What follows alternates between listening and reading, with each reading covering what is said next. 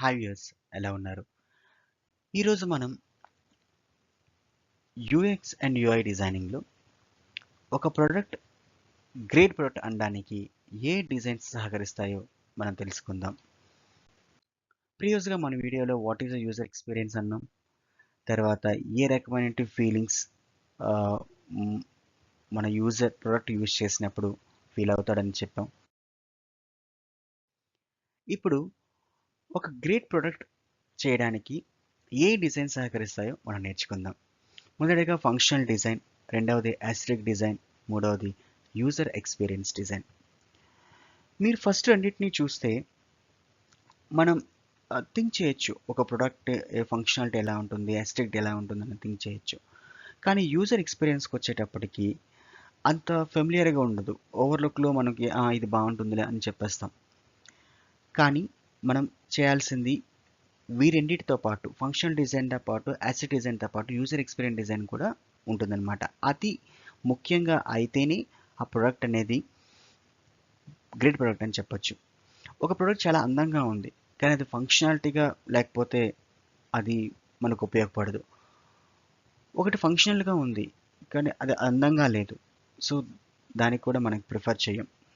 తర్వాత రెండు బాగున్నాయి, నేను యూజ్ చేస్తున్నప్పుడు ఆ ప్రోడక్ట్ చాలా నాకు ఇబ్బందికరంగా ఉంది, అలాంటప్పుడు కూడా ఫెయిల్ అవుతుంది.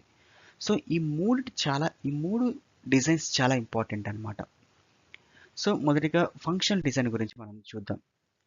ఫంక్షనల్ డిజైన్ అంటే ఏంటంటే, functional design determines the what product is build to. ఈ ప్రొడక్ట్ దేని గురించి బిల్డ్ చేయబడింది అనే దాని మీద మనకి వస్తుందన్నమాట. It defines the engineering that gives the product it's capability. ఆ ప్రోడక్ట్ యొక్క క్యాపబిలిటీ ఏంటనేది మనం చెప్పొచ్చు ఆ ఫంక్షనాలిటీ బేస్ చేసుకొని. అంటే ఉదాహరణకి ఒక కార్ తీసుకోండి, దాని యొక్క ఫంక్షనాలిటీ ఏంటి? Horse power, engine size, type of transmission.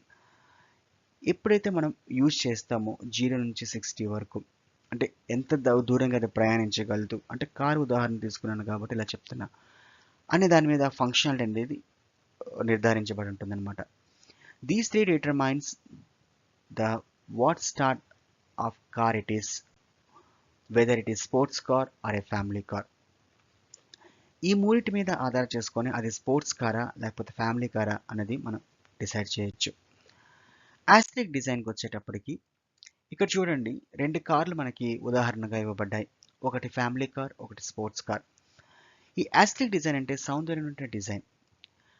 How the product looks, ఒక ప్రొడక్ట్ అనేది ఏ విధంగా చూడటానికి ఉంది, అండ్ విజువల్గా ఏ విధంగా అపీల్ అయింది, and what personality does it have, and what does it say about the product brand. అంటే అది మనం చూసిన వెంటనే చెప్పొచ్చు అనమాట, ఇది ఏది రకమైనటువంటి బ్రాండ్, దేనికి యూజ్ చేస్తారు అని చెప్పొచ్చు.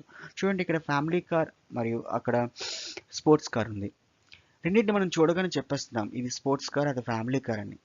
Okay, you can imagine that sports car or family car would each have the different aesthetic designs corresponding to the type of car that they are. So ఆ aesthetic డిజైన్ వల్ల మనం చూడొచ్చు అది sports కారా family కారా అనేది. Okay, so అది brand, అది ఏ బ్రాండ్కి సంబంధించిన అనేది కూడా అక్కడ మనం చెప్పొచ్చు అనమాట. సో ఆ విధంగా ఉంటుంది. Next, user experience design. User experience design ఈ ఈ రెండింటి కార్లు ఏ విధంగా ఉంటుందో ఎక్స్పీరియన్స్ చేయొచ్చు మనకి. ఇప్పుడు మన స్పోర్ట్స్ కార్లో కూర్చున్న వ్యక్తి చాలా ఫాస్ట్గా వెళ్తాడు, కానీ అది ఎక్కడ యూజ్ చేస్తాం? ఓన్లీ స్పోర్ట్స్ కార్లను యూజ్ చేస్తాం. అది తీసుకొచ్చి బయట చేయాలంటే చాలా కష్టం, ఎందుకంటే ట్రాఫిక్ రూల్స్ అనేవి ఉంటాయి. అదే మనం స్పోర్ట్స్ కార్ని ఫ్యామిలీ కార్ని తీసుకొచ్చి స్పోర్ట్స్లో పెట్టామనుకోండి, అది పనిచేయదు, అది నాట్ అలౌ చేయరు అసలు. సో దీనికి దానికి అనమాట.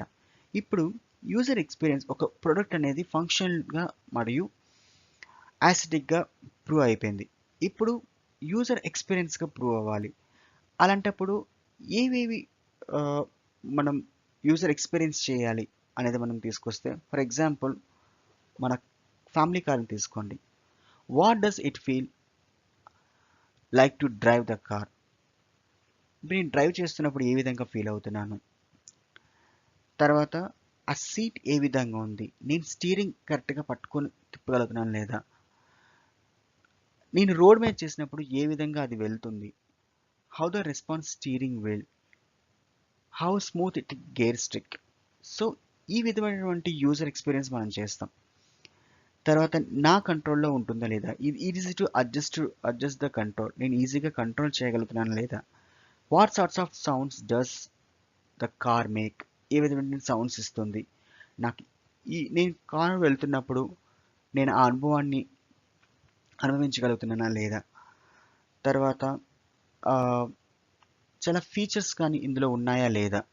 అనేది మనం చూసుకుంటాం. నేను కార్ కార్‌లో ప్రయాణించినప్పుడు నాతో పాటుగా నా నా బిలాంగింగ్స్ ఏవైతే ఉన్నాయో అవి తీసుకెళ్తున్నానా లేదా? దానికి తగ్గట్టుగా నాకు క్యాబినెట్ ఉందా లేదా? అనేది మనం చూసుకుంటాం.